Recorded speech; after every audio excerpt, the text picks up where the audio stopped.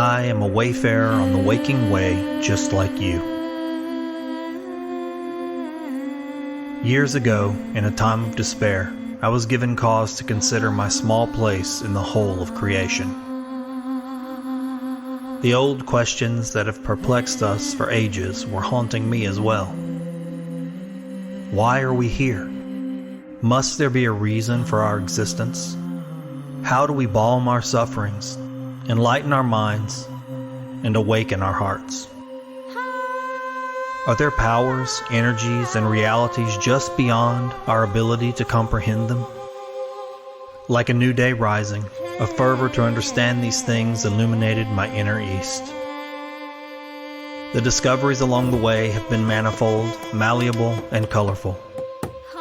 Like a kaleidoscope, the teachings and practices I have gathered continue to shift and bend, imprinting on the textures of daily life just as it is. My ministry arrives in the form of sharing this extremely personal, varied, sacred, ordinary way with you. Let us traverse this landscape together as siblings. I pray you will join me for a time. I am your brother Oran, and this is my witness to the wisdom cry of the Dawn Deacon.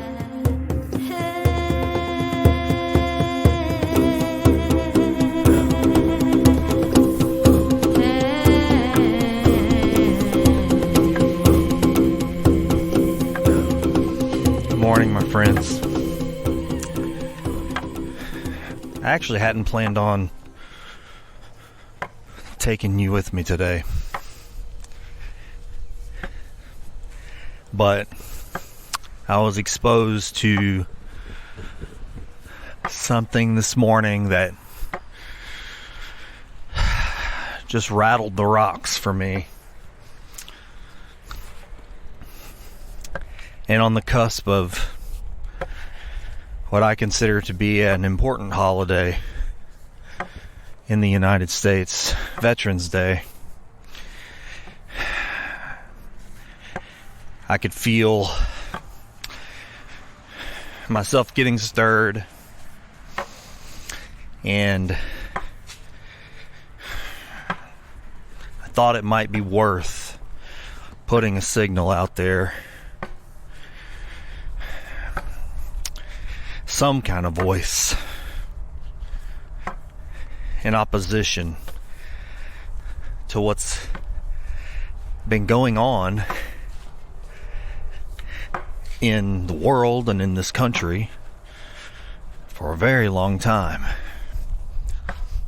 It seems that we are caught in a cycle of growing calls to violence.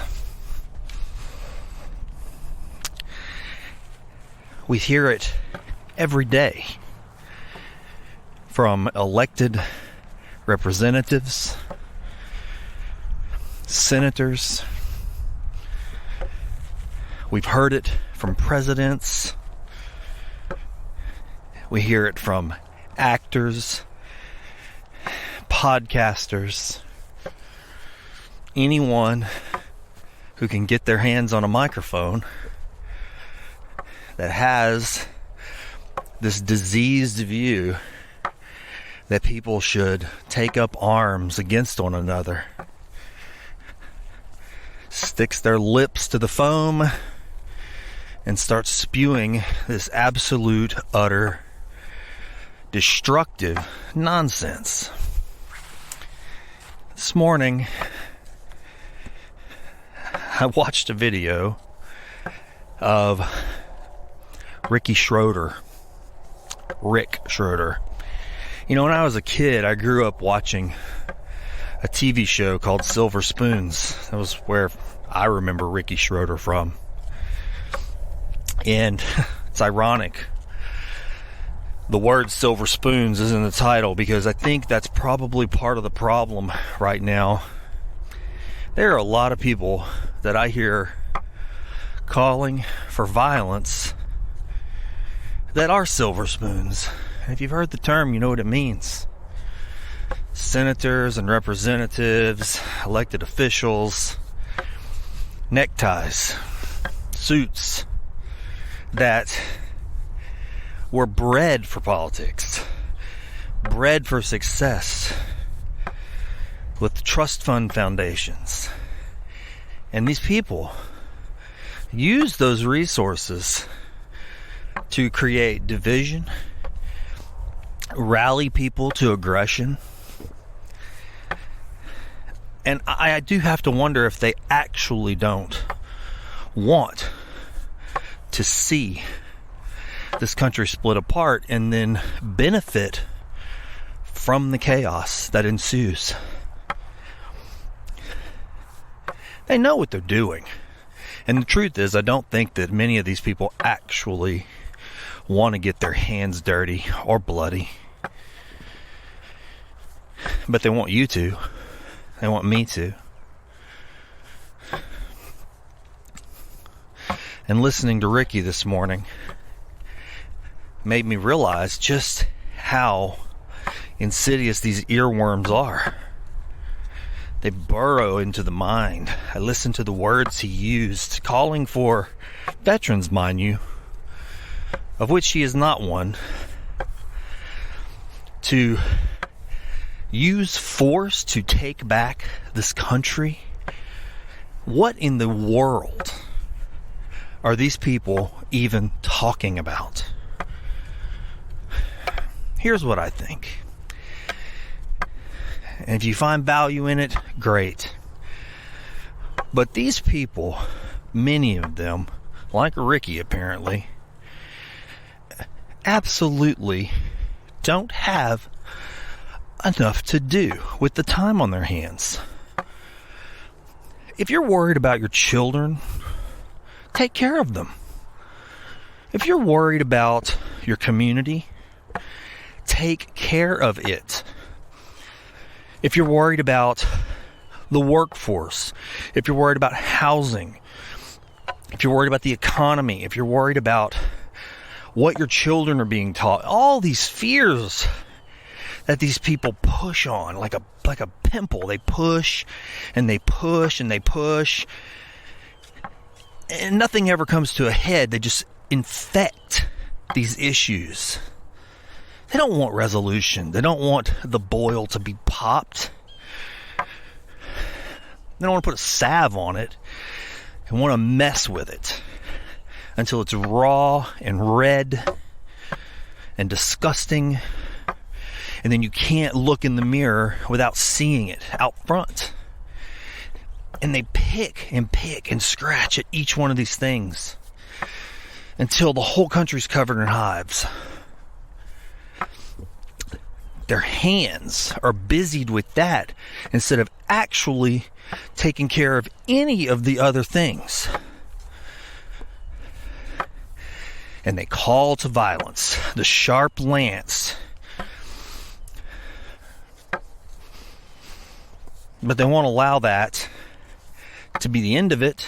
If you really think that, if you feel violence stirring within you, if you feel their words riling you up or mustered up, as Rick Schroeder said today, find something else to do with your hands instead of picking the bobos.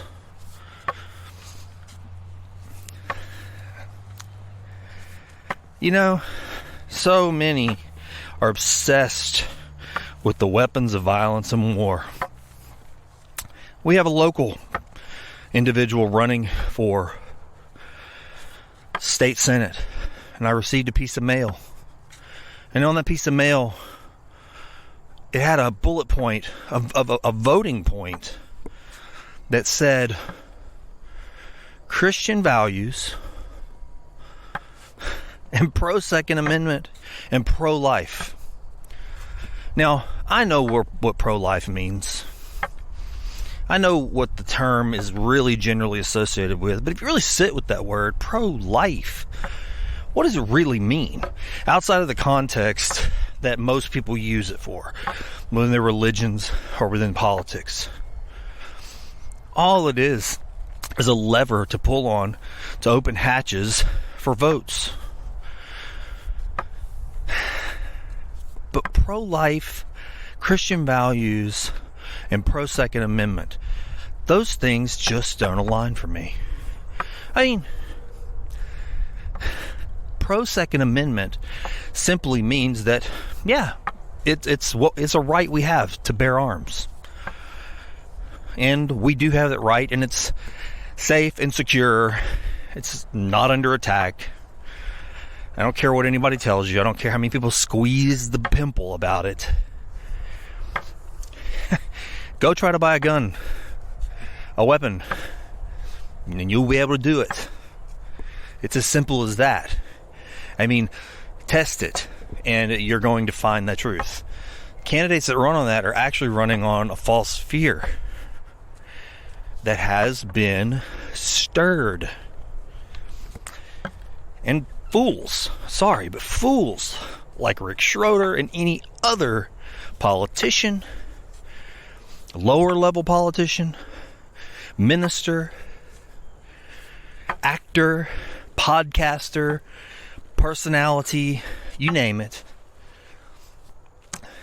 that falls for that is falling under the spell. It's very frustrating. It's frustrating because these people, many of them, are going to try to create, and they do. They don't just try, they do. They create a fusion between politics and religion, or politics and education. And they call one thing patriotism and demonize another thing. Well, I will tell you, I grew up with a veteran. Okay? He's dead. My father is a dead veteran. And he went into the maw of one of the most disturbing and violent wars that's ever touched the face of the earth. And he was at the heart of one of the most long, painful, terrifying, and violent battles of that war. I grew up hearing about it. And it wasn't until I was older that I actually saw documentaries to put pictures to what I'd heard. And in the face of all of that, my veteran father never lost hope in his country till almost the end. But he still wore the flag. And though he may have had violent tendencies, thank you to those who sent him off to suffer in a pointless war, another pointless war. He still believed that people needed to work together to help each other, even with the seeds of trauma that were obviously planted in him.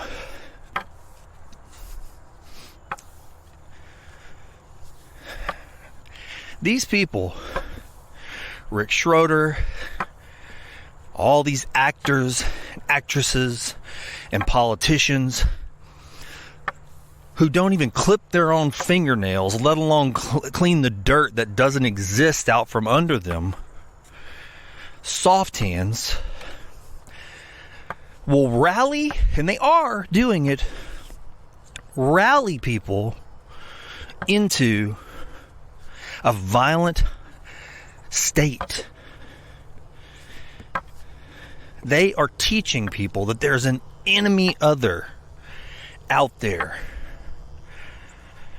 This enemy other doesn't exist.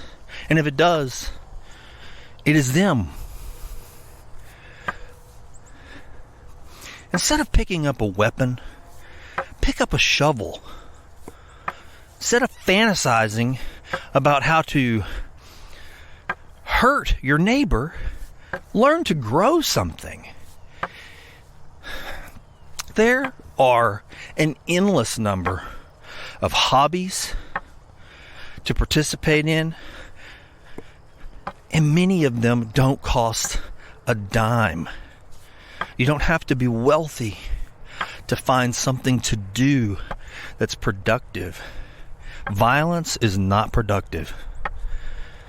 All it does is burn and hurt and create trauma, and then generation after generation has to work to undo that trauma. These people in power, who slid into power, mind you, are using the human being's propensity towards violence and negativity, our worst traits, against us to shore up more power and control.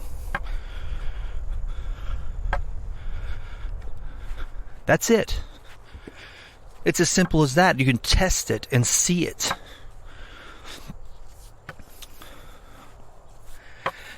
Learn to help people who aren't like you.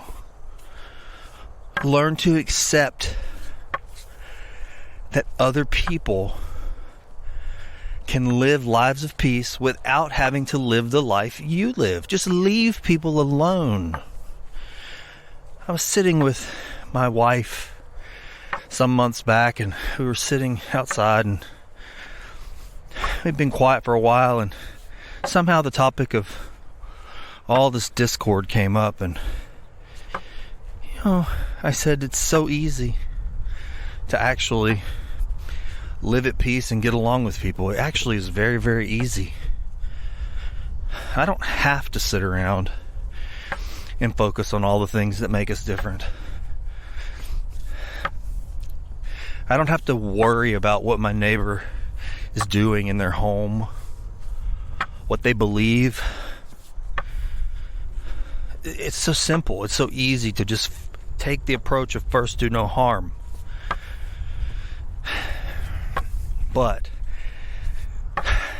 for some reason, human beings get addicted to identity and power, and they start to wrap themselves in things that have nothing to do with their true identity. So many of us are so lonely and so lost.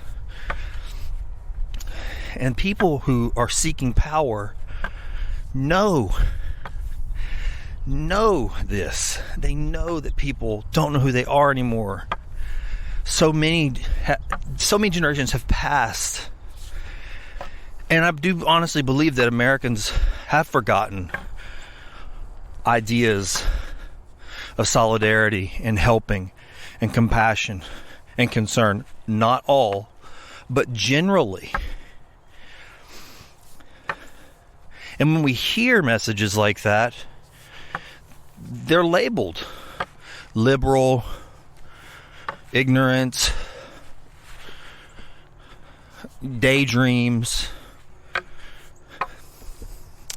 A while back, I met a neighbor at the gas pump,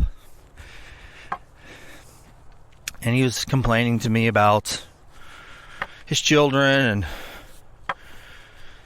and but how they listened after he gave them a good whipping. I've thought about that word for so long, whipping. And there are people who will listen to this and go, well, that's the problem with kids. They're not whipped enough. I told him, I said, I don't use that word, and I don't spank or whip my kids. I just don't do it. And I said, there's already enough hard men in the world. I think we've quite had our fill of hardness. And he said, well, I know plenty of hard men have soft heart. Well, that sounds real good, to have a soft heart. But if your soft heart isn't resulting in softer actions, then you're not helping build a better world. You're just teaching the next generation that violence is the answer to solving problems. Not conversation, not diplomacy, not compromise. You teach people that when you don't get your way, you hurt each other. I've had enough of it. I don't believe in it, and I don't subscribe to it. And I'm encouraging you today to not subscribe to it either. I'm not Rick Schroeder or any other number of celebrities or silver spoon politicians that are enjoying that little dopamine hit they get from all this attention, negative and positive, who feel great and elevated at the rally cries, the frothing, foaming, violent rhetoric, the calls to use force and take up arms and send brother against brother, mother against mother, to split this country up into factions. Someone might tell me those factions already exist. Maybe they do. But calling to violence and arms will help no one. This may seem like an odd one-off, but last night I was making dinner for myself.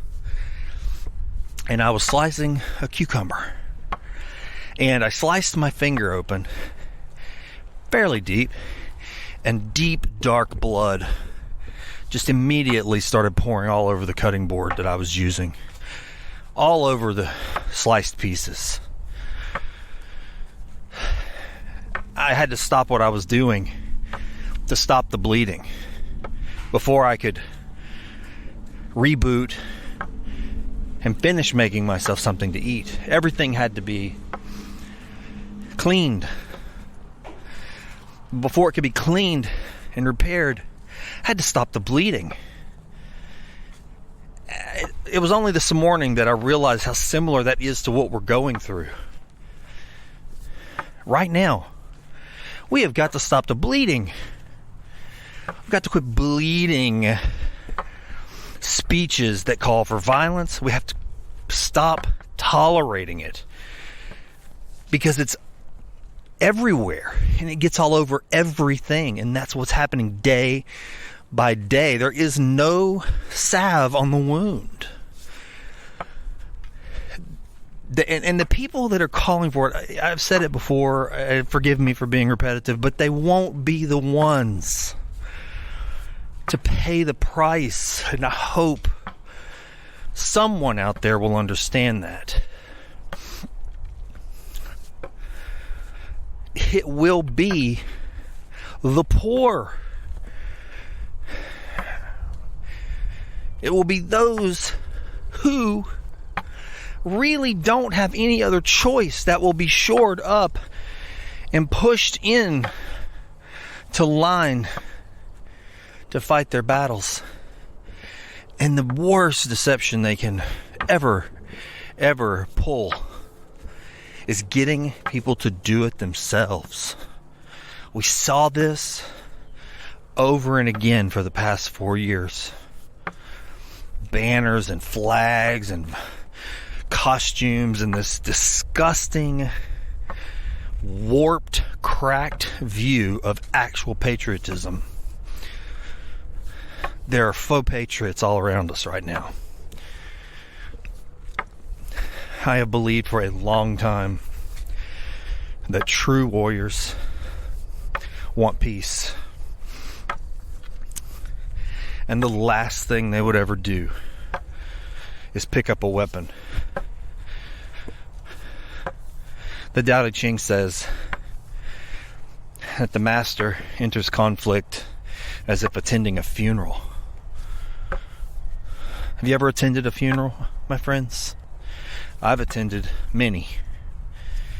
And the mood is somber and sad and full of palpable grief. It is not happy. It is heavy and often dark, and people are in pain. This is the way we must approach these difficult times.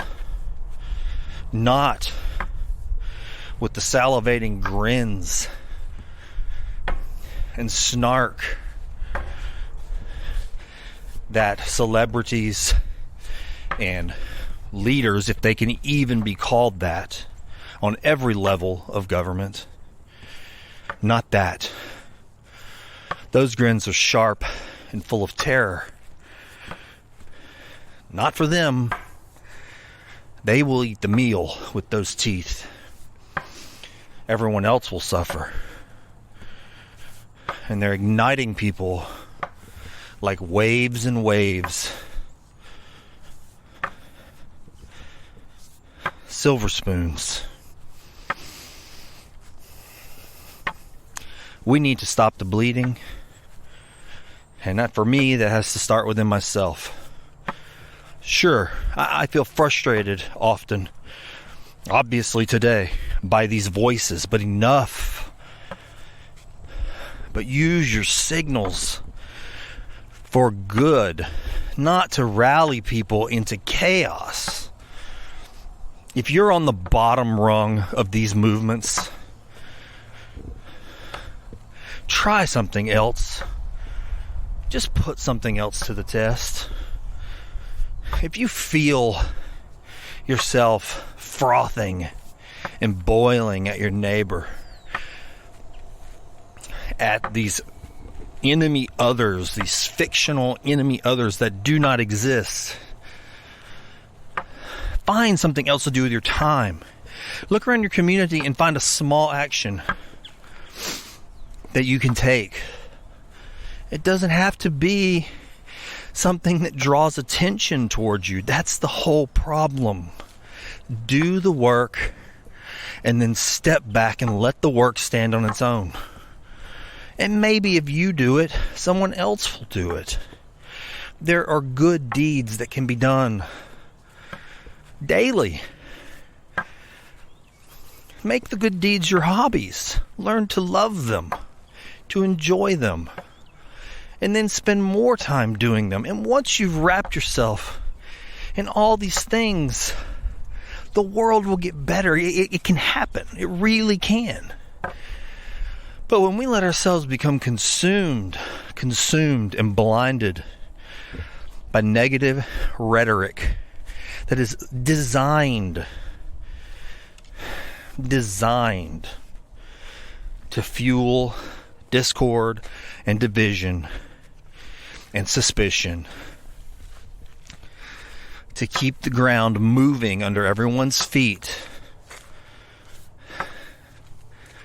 When we focus on that, we're not doing those good things. We're not doing anything. We're just sitting around having our minds invaded by other people's thoughts. In fact, right now, that's what I'm actually doing. If you're listening to this, if you're comprehending it, it's getting in your head. I do hope, truly, that you don't see this as negative. But the best thing you can do today, right now, is to not listen to another word I've said today. Press stop and sit down and make a list of positive things that you can actually touch and do in your community. The little ailments.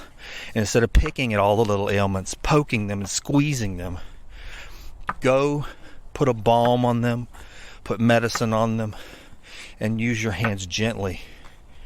Pick up anything besides a weapon. Pick up a tool.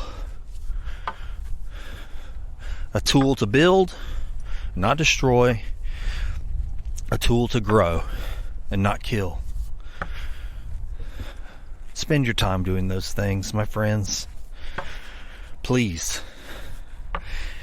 And if you care about the children, as these politicians and ministers and celebrities so passionately claim to, then that's all the more reason for you to get out and do good and teach them to do it. And maybe we can clean up all the blood over the cutting board and enjoy the health of a fresh meal. A world that's better. They will have learned it from us. They will have learned it from us. What more could you ask for in your life? What an amazing thing to think that you, just in you and your actions, you can heal the trauma of the past. If you want to go to war like that. My father never wanted me to go to war, ever. He told me so. That he said, I did that and I don't want that for my children. I take that very, very seriously. On the day before Veterans Day, considering these things, I take it almost more seriously than any other call. Arm yourself with kindness, with reason, with joy. Learn to love the small things. Ironically, my youngest son was born on Veterans Day. So tomorrow we'll celebrate his birth in the world. What will I plant in him throughout his life? What will I teach him? What will I show him? What will he come to believe the flag of the United States means? If I fly it above my home and wear its colors on my body, if I adorn myself in it and cry violence without end, if I cry enemy other without end, if I don't actively make peace, if I don't actively show mercy, if I don't actively manage my thoughts and learn to operate within a framework of a community, then my son will grow up believing that that flag means violent, angry patriotism. You do not have to be angry to be a patriot. You do not have to worship the tools of violence to fly the Star-Spangled Banner.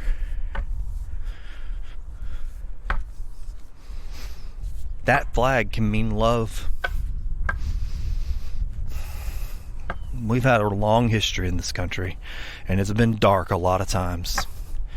And if we are not careful, if we don't become peaceful warriors, then we'll head there again, and darkness and blood will cover us again. I do not want to believe that. We do not need more trauma. We need to heal the trauma. And that starts with you. Are you strong enough to do it? Am I strong enough to do it? Or will I be a coward?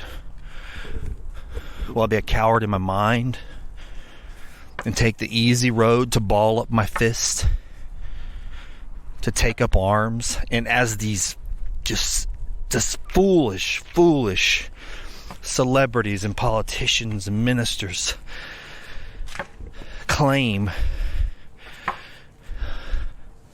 and profess, will I somehow justify my violence, calling it patriotism, through my religious beliefs? No, I won't be a coward, and I hope you won't either. Do the work. Do the work inside yourself, and then do a little work outside yourself. You don't have to believe the stories that they're telling you.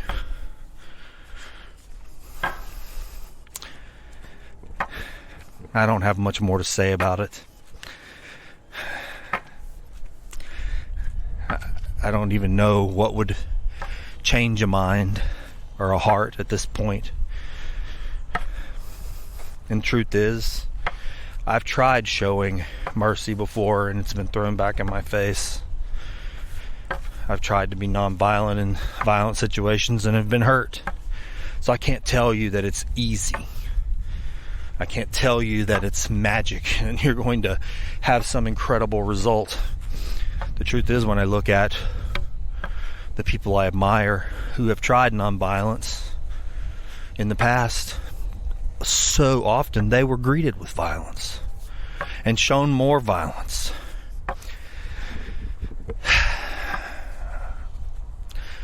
Some might say, why try? A day may come where I have to put it to the test again.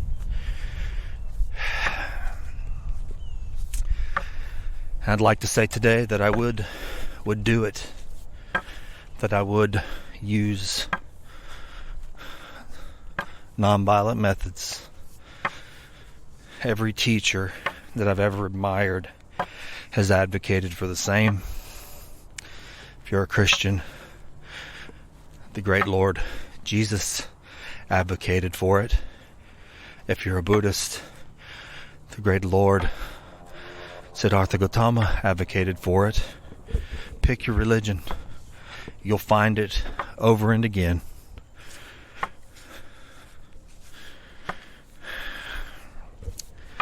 I'd like to end with something that I memorized almost 20 years ago that has often bubbled up in times like these. All beings tremble before violence. All fear death. All love life. See yourself and others. Then whom can you hurt? What harm can you do? Those who seek happiness by hurting those who seek happiness will never find happiness. For your brother is like you. He wants only to be happy. Never harm him. And when you leave this life, you too will find happiness. Thank you for taking this walk with me, my friends. I hope something that I said has been of value to you. Help you face the days ahead, to live better, to do good, to be at peace. May all beings have happiness and the causes of happiness. May all be free from suffering and the causes of suffering. May we all rejoice in the well-being of others. And may we all live in peace, free from greed and hatred.